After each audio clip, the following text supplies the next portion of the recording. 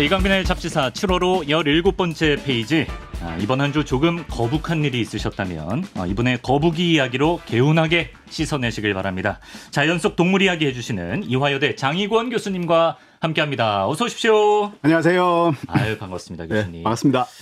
교수님 최근에 뭐 어디 다녀오셨나요? 해외 탐사 갔다 오셨다고. 네, 제가 6월 초 연휴 때 그 일본 야쿠시마에 갔다 왔습니다. 6월 초에 다녀오셨구나. 예. 야쿠시마 왜 가셨나요? 혹시 야쿠시마 아세요? 야쿠시마 잘 모르겠는데. 일본 네. 어디에 있는? 잘 모르시죠? 예. 이 스튜디오에 예. 좀 오래 있다 보면 네. 하루 종일 이렇게 있다 보면 정말 내가 벗어나고 싶다. 내가 정말 예. 대자연 속에 들어가서 한번 푹 빠져보고 싶다. 네. 압도당하고 싶다.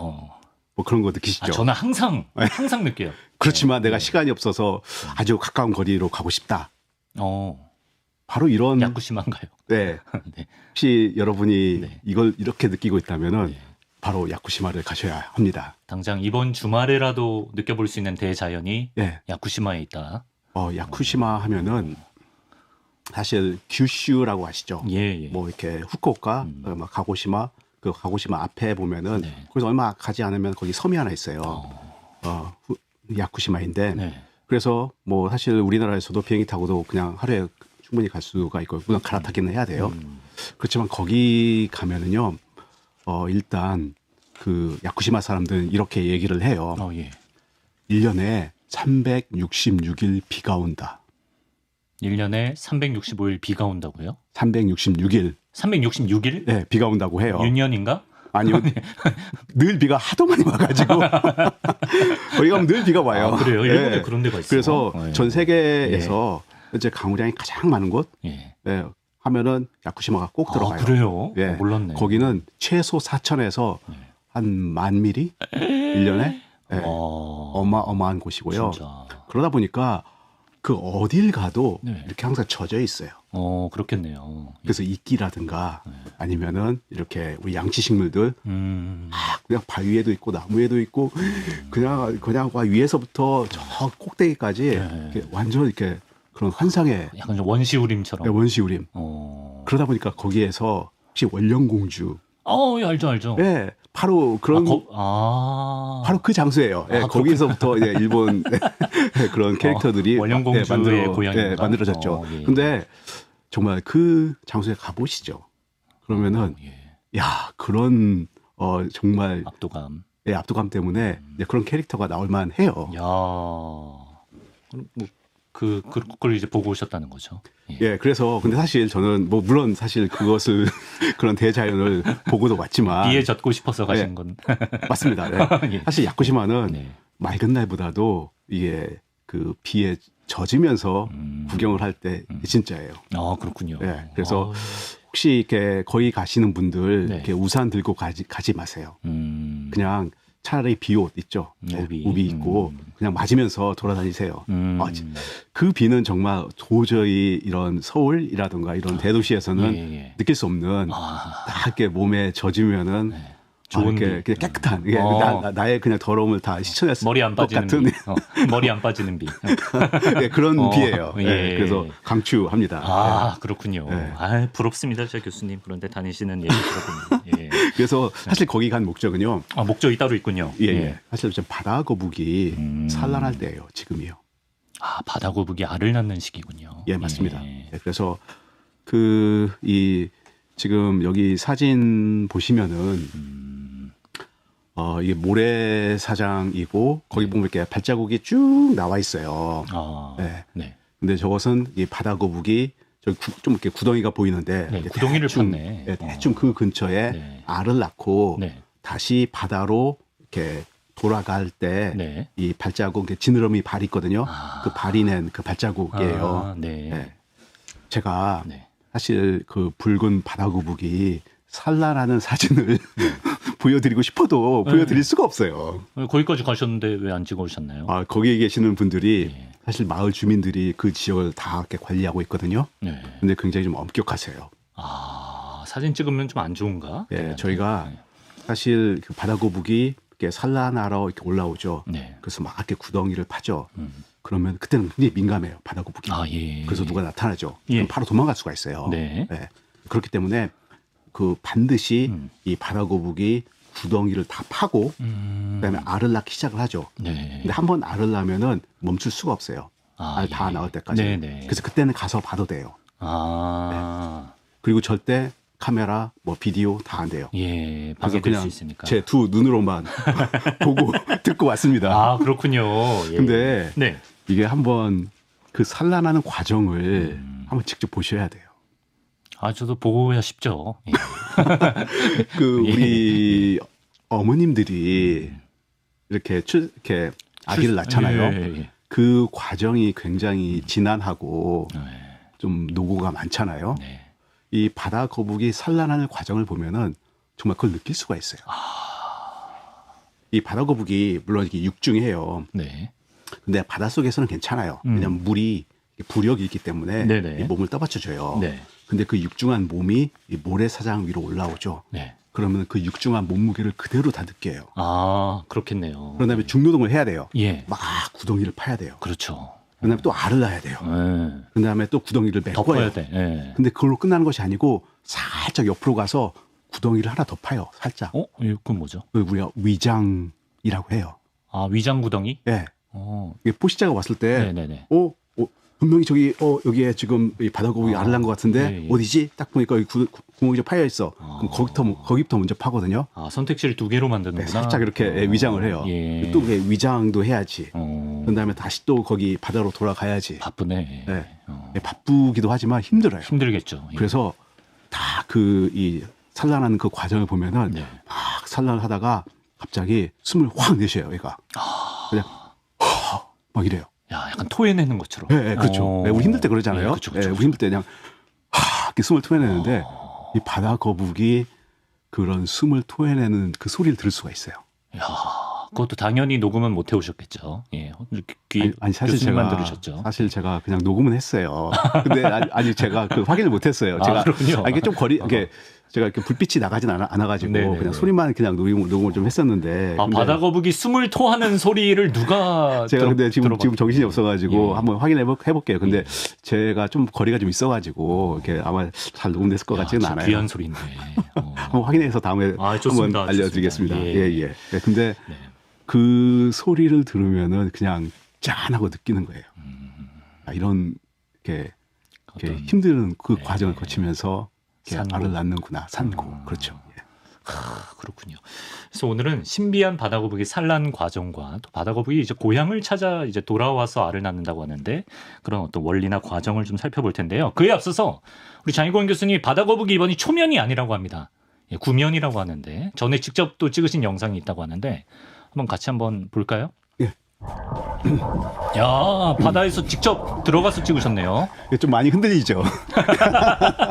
제가 약간 프로 느낌은 아니네요. 네, 제가 고프로를 들고 예. 아니 이걸 위해서 제가 특별히 고프로를 샀어요. 예. 그래서 제가 직접 이 고프로를 들고서 찍은 사진인데요. 진짜 멋있다. 근데 이 바다 지금 여기는 그 대만 가오슝 앞바다이고요. 예. 이 거북은 이게 붉은 바다 거북은 아니고 이게 푸른 바다 거북입니다. 네. 우리나라에도 자주 오는 그런 바다 거북이고 보시다시피 지금 얘가 이렇게 풀 같은 것을 먹고 있죠. 네. 네. 그래서 네. 이 푸른 바다 거북은 약간 초식 동물이고 그다음에 붉은 바다 거북은 얘들이 잠수를 딱 한 다음에 네. 이 해저 이렇게 밑바 바닥이죠. 네. 그 바닥에 있는 뭐 조개라든가 아니면은 뭐 새우라든가 아니면은 이렇게 저기 개라든가 이런 걸 주로 먹어요. 근데 그러다 보니까 개가 엄청 딱딱하죠. 그렇죠. 그래서 이 붉은 바다 거북은 걔도 역시 엄청나게 이 턱이 발달되어 있어요. 목도 굵고 턱이 발달되어 있어요. 이에 비해서 푸른 바다 거북 같은 경우에는 훨씬 더 이렇게 아주 그냥 얄쌍하구나. 얍삽해요. 풀을 먹으니까. 그렇죠. 초식이니까. 또 그런 차이가 있다고 합니다. 교수님, 바다 거북은 그 이름처럼 진짜 평생 바다에만 사나요? 정확히 얘기하면은 우문인가? 예. 아닙니다. 아닌가요? 예. 한번 그렇게 질문해 당연히 질문해야죠. 예. 근데 한번 바다 거북이 100년 산다고 하죠. 네. 뭐 100년이라고 하면 그냥 딱 잘라서 계산하기 쉽게 한번 얘기를 한번 해볼게요. 근데 수명이 진짜 길다고 하잖아요. 네, 사람 그렇죠. 이상 예, 예. 한 산다면. 100년이라고 치면은 예, 예. 과연 육지에서 보내는 시간은 도대체 한 며칠이나 될까? 100년 중에 100년 중에 육지에서 일단 보내는 시간이 있다. 일단 수컷은 내가 알로서 해변에 묻히죠. 네. 그런 다음에 거기서 발달하고 부화를 해서 바다로 가죠. 네. 그 다음에는 한 번도 육지에 발을 내딛지 않아요. 아 정말? 예. 그럼 100년 중 한 며칠? 60일, 60일? 70일. 그렇구나. 예. 1년도 아니에요. 네. 100년 중에 1년도 육지에서 살진 않아요. 암컷은요, 그러면? 암컷은 네. 태어난 그건 수컷하고 똑같아요. 네, 60일. 자, 그런데 있겠죠. 예. 번식을 하러 다시 또 자기가 태어난 그 모래사장으로 돌아와요. 자기가 태어난 장소로 돌아온다. 네, 반드시 태어난 장소로 돌아와요. 예. 근데 한번 돌아왔을 때 한 번에 알을 낳는 것이 2시간 정도. 그리고 한 시즌에 한 3번 정도 올라오니까 네. 한 시즌에 그러니까 한 6시간? 오. 평생 몇 번 알을 낳으러 돌아오는지 저도 그건 정확히는 모르겠어요. 예, 예. 그렇지만은 네. 한번 내가 번식을 하겠다, 네. 산란하겠다 그러면은 육지에 있는 시간 한 6시간 정도. 그러니까 불과 평생 알을 낳는다 하더라도 아마 글쎄요, 한 달이 될까? 그러네. 네, 그러니까 한 100년 중에서 네. 육지에 있는 시간은 한 3개월 정도? 그러니까 내가 알 상태에서 깨어나는 순간 이후로는 알 낳으러 올 때가 이제 첫 방문인 네, 거잖아요. 그렇죠. 네. 근데 네. 더 놀라운 것이 예. 이게 한번 있잖아요. 네. 이 바다거북이 특히 붉은 바다거북 내가 저기 야쿠시마에서 본 그 붉은 바다거북을 보면은요. 예. 이게 아기 거북이가 됐죠. 네. 부화해서 네. 아기 거북이가 돼서 이게 해안으로 들어가요. 네. 근데 그 다음부터는 완전히 해류에 맡겨요. 해류에 몸을 맡긴다. 해류에 몸을 맡겨요. 예. 그래서 지나가는 떼목 같은 거 하나 잡아요. 네. 해초 같은 거.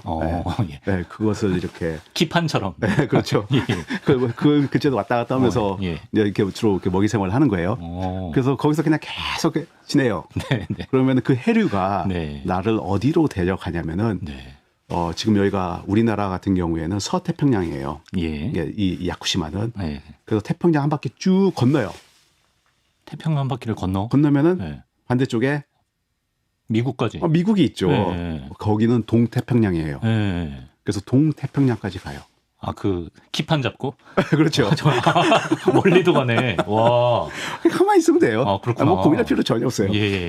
그냥 해류가 다 모든 걸 해결해 줘요. 네. 예. 그래서 쭉 가다 보면은 네. 이 동태평양으로 가요. 네. 그래서 거기에서 주로 성장해요. 무려 20년, 30년. 성장기가. 네, 성장기가 30년. 그래서 30년이 됐죠. 네. 그러면 이제 번식해야지. 네, 이제 마음이 바뀌죠. 네. 마음이 바뀐 게 아니라 호르몬이 바뀌겠죠. 네, 그렇죠. 네. 이제 나도. 그러면은 다시 적도 쪽으로 내려와요. 예. 그런 다음에 다시 또 해류에 몸을 맡겨요. 그럼 또 반대로 또 오나? 네, 그럼 반대로 그 해를 타고 또 태평양을 또 건너요.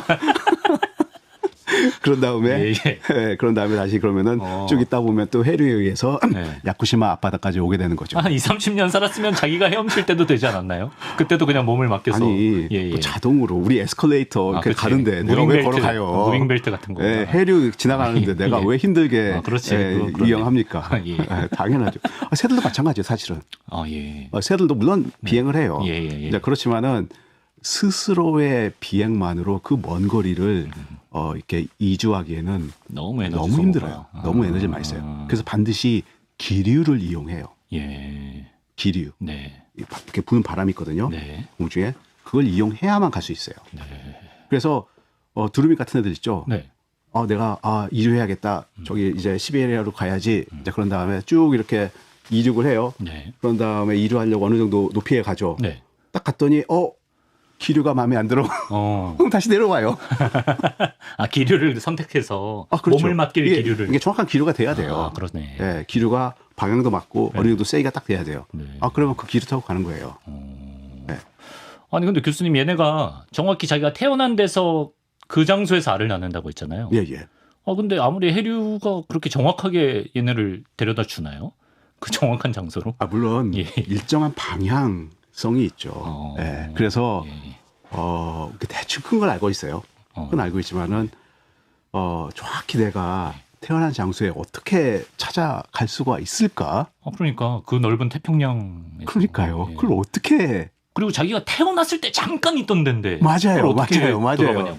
이게 그래가지고 예. 사실 과학계 엄청난 미스테리 중에 하나였어요.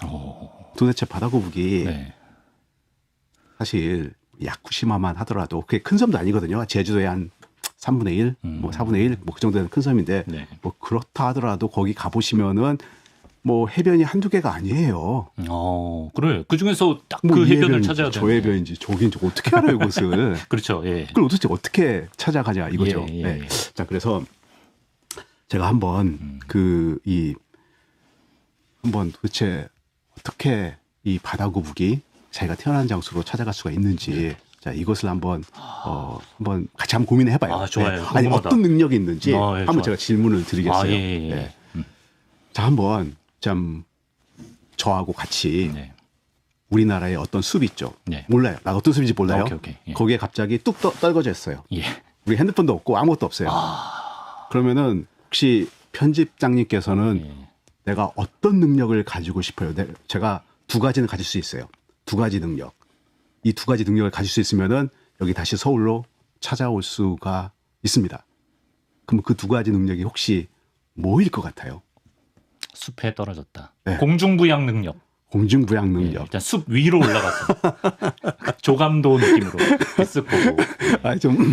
보니까 안 되겠어요. 오답인가 보다. 원했던 답이 아닌가 보다. 최근에 우리가 운전하다 보면 반드시 내비게이션을 켜놓고. 내비게이션 무조건 필수죠. 하죠. 다시 말해서 내비게이션 그런 능력이 있어야 되는 거예요. 방향. 그렇죠. 그럼 도대체 내가 내비게이션에서 어떤 능력이 있어야만, 거기서 어떤 기능이 있어야만 내가 다시 서울로 돌아올 수 있을까요? 목적지를 설정할 때 일단 내 위치를 찍어야 되고. 정확히 현재의 나의 위치가 어디인가 그걸 알아야겠죠. 그렇죠. 그래야만 내가 서울로 갈 수가 있겠죠. 그럼 또 어떤 능력이 필요하죠? 이제 목적지까지의 방향 조정 능력. 근데 목적지는 사실 있잖아요. 그건 알고 있어요. 이 바다 거북이. 내가 처음에 태어난 장소니까. 그건 좀 이따 설명을 해드릴게요. 근데 일단은 내가 현재 내가 어느 위치에 있는지 알아야죠. 그다음에 또 어떤 능력이 있어야 될까? 한번 내비를 지금 켜놓고 지금 막 내비가 움직이잖아요. 서울로 가야 되는데. 도대체 내비 어떤 능력 때문에 내가 내 위치 찍고 서울 찍고 이동 안내 안내 눌러야죠. 안내. 답이 뭐야? 안내 눌러야 되는데. 많은 분들이 무슨 뭐 이렇게 그 나침판 같은 것이 있어야 되는 것인가. 근데 사실 그것은 그런 능력이 물론 모든 동물들이 다 가지고 있어요. 우리도 가지고 있어요. 우리 사람도. 방향 감각. 그렇죠. 아니 그것은 근데 두 가지 능력에 속하는 건 아니에요. 왜냐하면 모든 동물들이 이미 다 가지고 있기 때문에. 그래서 우리도 대충 해가 어디서 뜨는가, 아니면 별자리 뭐 이런 걸 보면은 금방 방향을 대충 알 수가 있어요. 그럼 뭐죠? 굉장히 중요한 능력인데 지도가 있어야 돼요. 지도. 다시 말해서 우리나라에 대한 지도, 아니면 전 세계 바다거북 같은 경우에는 전 세계에 대한 지도가 있어야 돼요. 전 지구 지도. 그렇죠. 그래야만 내가 정확히 바다 지도. 내 고향이 어딘지 알 수 있죠. 그러니까 우리가 내비게이션을 보면은 딱 뜨는 게 뭐예요? 지도잖아요. 지도. 그렇죠. 지도가 딱 떠요. 그 지도가 어느 숲에서 내가 내가 목적지까지 다 연결되어 있죠. 그렇죠. 그렇죠. 그래서 내가 현재 위치, 그다음에 목적지 하면은 현재 위치가 계속 바뀌면서 목적지를 향하고 있죠. 그렇습니다. 그럼 내가 시간은 걸리겠지만 언젠가는 갈 수 있죠. 그래서 이 바다 거북이 완전 해양 어디에선가 딱 떨어져 있어요. 그 장소에서 내가 야쿠시마를 찾아가고 싶다. 그럼 두 가지 능력이 필요해요. 첫 번째가 현재 내가 이 바다에 어디에 위치해 있는가. 두 번째는 그 바다 전체, 태평양이면 태평양, 아니면 얘네들 심지어 딴 데 갈 수도 있어요.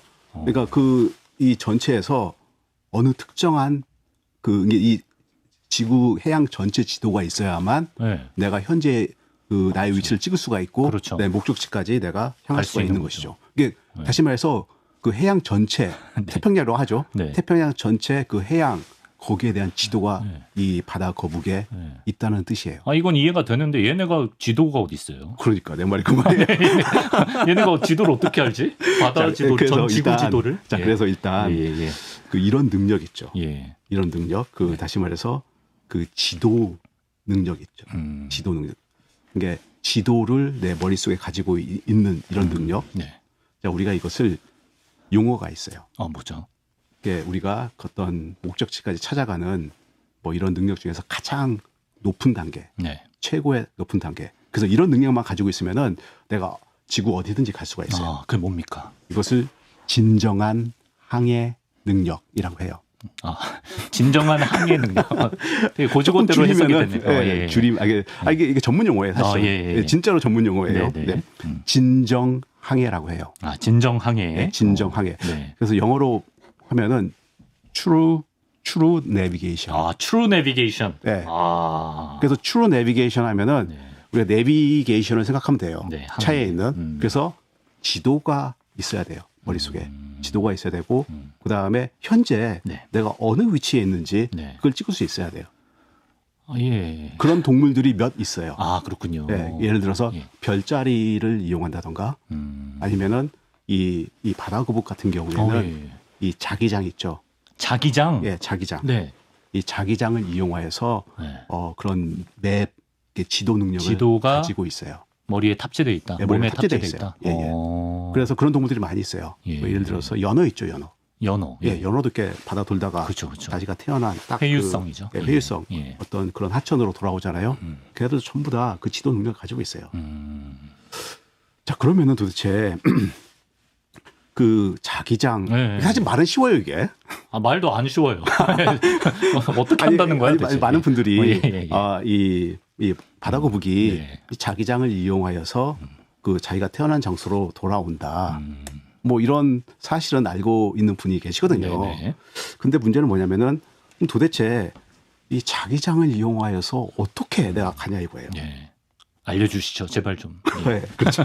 너무 궁금한데요. 그래서 이 자기장 한번 혹시 우리 자석 있죠. 이 자석 여기다가 철가루를 쫙 뿌려놓고 자석 올려놓은 다음에 그걸 톡톡톡톡 치죠. 그럼 이렇게 선이 만들어지잖아요. 맞죠. 그게 자기력선이에요. 자기력선. 자기력선. 그래서 그 선이 만들어지면은 그 선에서는 그 어떤 자기령의 그 자기장의 방향이라든가 세기가 다 일정한 것을 쭉 모아놓은 것이 이 자기력선이거든요. 이 지구도 커다란 하나의 자석이에요. 그리고 그 자기력선이 다 지나가요. 지금 우리가 살고 있는 이 장소에도 이렇게 자기력선이 지나가고 있고 그 자기력선이 어떤 특정한 방향과 세기를 가리켜요. 그래서 적도에서는 그 자기력선이 평행하게 지나가요. 이에 비해서 여기 그 극지방 있죠. 극지방에서는 거의 90도고 그다음에 저희가 있는 한 37도 뭐 이 정도에선 어떤 특정한 이렇게 각도를 가리키고 있어요. 그래서 지구 어느 장소도 이 자기력 선의 이 방향과 세기가 다 똑같지가 않아요. 다 다르구나. 다 달라요. 그래서 이 자기력 선을 이용하면은 이게 자기력 선이 일종의 이 해양 전체의 지도가 될 수가 있어요. 구글 맵 코드 같은 느낌. 그렇죠. 이제 그 맵이 만들어져요. 자, 그러면은 그걸 읽을 수 있는 능력이 있어야 되잖아요. 그렇죠. 그래서 일종의 작은 세포 같은 것인데 거기에 철 같은 것이 있어가지고 이 아기 거북 같은 것 거북이에요. 그래서 내가 태어나죠. 그러면은 내 태어난 그 모래 그 구덩이 있잖아요. 모래 구덩. 거기를 지나가는 이렇게 자기력 선이 있잖아요. 그걸 안다고요? 그게 딱 세팅이 돼요. 잠깐만, 알 속에 있는데? 이게 알 속에 있을 때 그 세포 하나 있잖아요. 그 세포 하나에 있는 이 세포에 있는 거기에 철 조각이 좀 있을 거예요. 자, 그것이 거기에 지나가는 자기력 선 있죠. 그 각도, 그 색이 입력이 되는구나. 거기에 딱 이렇게 입력이 돼요. 와, 아니 알이 깨지도 않았는데 그게 된다고? 와. 알 상태에서만 그게 가능하죠. 그런가요? 처음 태어나서 그게 발달을 하게 되면서 그때 완전히 한번 우리가 그걸 학습이라고 해요. 학습. 학습이라는 것이 궁극적으로는 외부에 있는 그런 환경에 대한 그런 지식을 내가 딱 습득하고 기억하는 거잖아요. 세포에다가 그거를. 세포에다 딱 기억을 해요. 우리 두뇌도 마찬가지예요. 이게 우리 두뇌도 기억하는 것도 궁극적으로는 뭐 내가 뭐 열심히 보고 배우겠죠. 그렇지만 그게 전부 다 화학 분자로서 딱 이렇게 기억이 되는 거예요. 네, 그래서 예. 이 세포, 이 아기 거북 어딘가에 있는 그 세포가 네. 그 근처를 지나가는 그 자기력선 그 방향 네. 세기 그게 딱 세팅이 되면은 내가 도대체 이제 어디에 있는지를 그 금방 알 수가 있는 거예요. 그래서 거기서 계속 차이가 나잖아요. 예. 그러면은 내가 지금 고향은 아니구나. 더 가까운 쪽으로. 그건 알 수가 있는 것이죠. 예. 자, 그래서 참 그 연구를 하다 보면은 굉장히 골치 아픈 그런 연구들도 많이 있지만 네. 정말 이런 연구 보면 너무나도 신기하고 재밌는데. 근데 그걸 진짜 사람이 어떻게 알지? 그 알 속에 있는 새끼 거북 세포에 그게 입력되는 걸 어떻게 알아냈지? 그래서 이걸 어떻게 처음 알게 됐냐면요. 예. 그 노스캐롤라이나의 그 UNC라고 해요. 이렇게 노스캐롤라이나 채플 힐 이런 대학교가 있어요. 네. 거기에 이것이 그 대서양에 향하고 있고 그 대서양에 그 거기에도 붉은 바다거북이 굉장히 많이 있거든요. 네네. 그래서 이 붉은 바다거북이 이 대서양에 면한 그 해안지대에 와서 역시 또 산란을 해요. 예. 사실 제가 대학원생 때 그 플로리다 거길 가가지고 나 그거 보고 싶었어요 정말 제가. 그래서 막 밤에도 헤매고 새벽에도 헤맸는데 예. 제가 시간을 잘못 잡았나 봐요. 못 보셨나요? 네, 그때는 보지 못했어요. 네. 그래가지고 제가 정말 이 바다거북을 언제 한번 보러 가나 야. 그러다가 바로 우리나라에서 멀리 떨어지지 않은 이 야쿠시마에서 야쿠시마에 네. 오랜 기다림이네. 네, 그렇죠. 거기에 있다는 걸 알고 그냥 바로 내려갔죠. 예. 근데 하여간 그런데 이제 그 노스캐롤라이나에 네. 그 로만 이 교수님이 계시는데 네. 이제 이분이 그 1993년서부터 2011년까지 무려 19년간 네. 이 플로리다 해안 있죠. 예. 그 해안에 도대체 어디다가 알을 낳는지 아니면은 얼만큼 알을 낳는지 이것을 다 이렇게 조사를 했어요. 네. 근데 이게 재밌게도 이제 그것이 산란 장소하고 이 산란 밀도가 네. 이게 조금씩 계속 바뀌어요. 매년씩. 살짝. 네. 꼭 많이 바뀌는 건 아닌데 네. 그 조금씩 계속 바뀌어요. 그래가지고 이분이 그 산란 장소 밀도 이거하고 그 지역을 지나가는 그 이 자기력 선 있죠. 예. 그것을 전부 다 쭉 일치를 시켰어요. 이제 그랬더니 이 자기력 선이 또 계속 바뀌거든요. 네. 그래서 뭐 만약에 평상시에도 이 그 자극, 자북극, 자남극이 있어요. 네. 이게 계속 바뀌고 있어요. 그리고 또 만약에 거기에 공장이 들어섰다, 뭐 그런 뭐 커다란 이런 뭐 건물이 들어서고 그러잖아요. 네. 공사를 했다. 네. 그러면 거기에 자기력선이 또 바뀌어요. 그러네요. 네, 그래서 거기에 그 자기력선이 바뀌는 거하고 그다음에 그 산란 밀도 있죠. 네. 이거를 일치시켜 봤더니 정확하게 떨어지는 거예요. 그 산란하는 그 장소가 예. 이 자기력선이 이렇게 촘촘해지죠. 네. 그러면 또 산란 밀도가 올라가요. 근데 자기력선이 이렇게 좀 떨어지죠. 네네네. 그러면은 산란 밀도가 또 떨어져요. 그럼 그 말인즉슨 바로 이 자기력선, 네. 바로 그걸 이용하여서 자기가 살고 있는 태어난 장소를 정확히 찾는다 이거죠. 그런 식으로 알 수가 있구나. 네. 예. 전 그래서 참 이걸 보면서 이 많은 또 분들이 이 아기 거북 같은 거북 있잖아요. 네. 알 같은 것을 이것을 보호해야겠다 해가지고 뭐 실험실로 데려와서 네. 막 키우고 네. 그런 다음에 다시 또 바다로 돌려보내고 혹시 그런 생각은 하실까봐 바다 거북 알은 네. 태어난 장소에 있어야 합니다. 그럼요. 예. 그래야만 그 장소에 대해서 이 정확하게 우리가 그것을 연구할 수 있고. 제가 그 얘기를 빼먹었네요. 임프린팅 각인이라고 해요. 각인. 네, 각인. 네. 네, 각인은 뭐냐면은 네. 그 아주 이렇게 어렸을 때요. 어렸을 때 아주 순간적으로 빠르게 학습이 일어나는 거예요. 아까 그 바다거북, 네, 알 속에 있는 바다거북. 네, 그 바다거북이 그 태어난 장소, 그 자기력선을 확 기억하는 거죠. 그게 각인이군요. 네, 그것을 뭐 이렇게 전문 용어로 각인이라고 네, 해요. 예. 근데 이게 그 자기력선에 대한 각인이기 때문에 뭐 지자기 각인 뭐 이렇게 불러요. 네. 네, 그래서 이 바다거북 알은 그 특정 장소에 대해서 각인이 되어야만 돼요. 학습을 해야만 돼요. 그거 그래서- 좋으면 안 되죠. 좋으면 안 절대 됩니다. 안 됩니다. 그래서 욕심이 나시더라도 예. 내가 정말 잘 키울 수 있다. 뭐 인정은 하지만 그렇다 하더라도 인정은 하지만 안 그렇다 된다. 하더라도 예. 그 장소에 그냥 두시기 바랍니다. 예. 이제 방송 시간은 다 됐는데 하나만 좀 여쭤보고 싶은 게 예. 굳이 얘네는 예를 들어 얘네가 동태평양까지 갔으면 그쪽 뭐 해변가 어디서 알을 낳으면 안 됩니까? 왜 굳이 멀리 다시 서태평양으로 와서 제 말이 그 말이에요. 왜 이런 고생을 아니 사서 그러니까 고생을. 사실 예, 예. 이 야쿠시마의 바다 네. 거기에는 모래사장 물론 멋있어요. 예. 아주 훌륭해요. 네. 뭐 그렇지만 사실 그 정도의 모래사장은 우리 제주도에도 있고 뭐 저기 하와이에도 분명히 있을 하와이에도 거고 있겠지. 예. 뭐 그 중간에 여러 섬에도 많이 있을 거고 네. 심지어 뭐 미국 뭐 멀리 갈 필요 없이 미국 해안선에 알을 낳아도 제가 보기엔 충분하거든요. 네. 그럼 왜 그러는 거죠? 사실 거기에 대한 대답은 아무도 몰라요. 아무도 몰라요. 네. 아 그렇구나. 네. 야, 그 이유가 있긴 있을 텐데. 한 가지 제가 할 수 있는 말은 예. 이것뿐이에요. 네. 그 바다 거북이 알고 있는 유일한 육지. 그건 맞죠. 예. 유일한 그것은 육지죠. 내가 알고 있는 유일한 육지. 예. 그것은 내가 태어난 장소뿐이에요. 그렇죠. 혹시 그것 때문일까? 나도 모르겠어요. 거기에 대한 정확한 향수?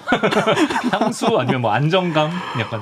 뭐 그럴 수가 있겠죠. 그럴 수도 있다. 우리가 이 바다 거북이 왜 다시 돌아오는가? 네. 뭐 그거에 대한 또 설명도 따로 있긴 해요. 이게 파충류이기 때문에 반드시 알은 또 육지에 놔야 되거든요. 아 그렇군요. 예, 예. 그래서 사실 그 바다에서 나올 수 있는 그 파충류 알은 없어요. 근데 만약에 파충류가 네. 이 바다에서도 완전 바다에서도 그 활동하고 싶다. 네. 그럼 고래처럼 이 뱃속에서 알을 포유류. 보유류처럼 네. 그 알을 완전히 부화시켜서 새끼를 내보내야 돼요.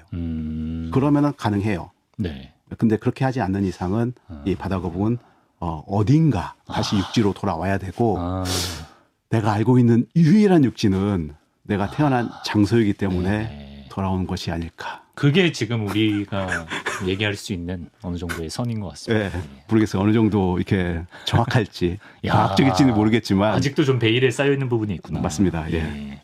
재밌네요. 자, 이렇게 오늘은 수십 년의 기억을 더듬어 수천 킬로미터를 거슬러 올라 고향 모래사장에서 산란하는 바다 거북이의 신비한 삶에 대해서 알아봤습니다. 장희권 교수님과 함께했습니다. 교수님 오늘 말씀 고맙습니다. 예, 고맙습니다.